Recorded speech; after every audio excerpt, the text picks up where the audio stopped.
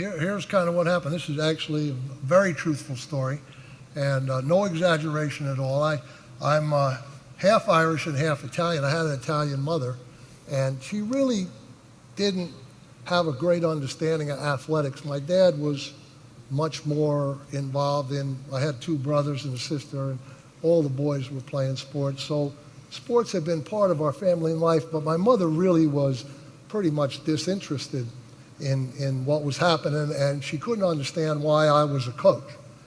And so I finally, the day I was named head coach of the Giants, or was going to be named head coach of the Giants, I said, gee whiz, I better call my mom and tell her this is going to happen so she doesn't hear it from her friend.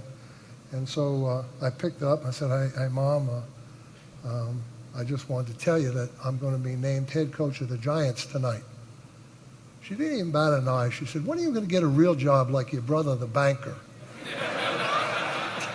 She said, aren't you tired of going to those gymnasiums? She had no concept of what was going on. So it was really something that I've retained my whole life, because it's helped put my job in perspective when people are paying a lot of attention to you, and you start every once in a while to think you might be somewhat important, which you're not. I always go back to that, when you're going to get a real job. Bill, you take over the Giants. You're in the #1 media market in the world. Your experience up to that point, probably not tremendous dealings with the media as a coordinator and a college assistant. A little bit of culture shock when 45 newspapers, television stations, et cetera, are chronicling your every move. What was that first adjustment like in dealing with the media? I think the thing that you have to understand when you're in the business that I was in is that the simple one thing that I tried to do as a coach was, I was really, just much like some of you business people here, I was trying to put a team together. And I began to find out that pretty much the peripheral people around that venture were trying to pull the team apart. So I had to understand that the first method of separation of my team was kind of a division from within. And unless I could keep the team unified, now you hear a lot of these players outspoken now, you hear them talking about this. I tried to keep that from happening on my team. I wanted to have a team that was not divided among themselves, because that's the first way to lose.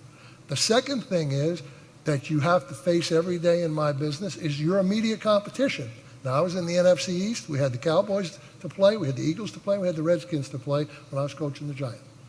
That's our immediate competition that we had to deal with. And then third, I had the public perception of what was going on, because if you didn't watch it, the media could kind of make that reality to your own team. And I had to do a pretty good amount of work of trying to explain to them, hey, listen, don't believe what everybody's saying here. Believe what I tell you, because it's going to be the truth. So that's and the media can be both a friend and very problematic when you're in the football business. So, Bill, you get your first big leadership position with the Giants.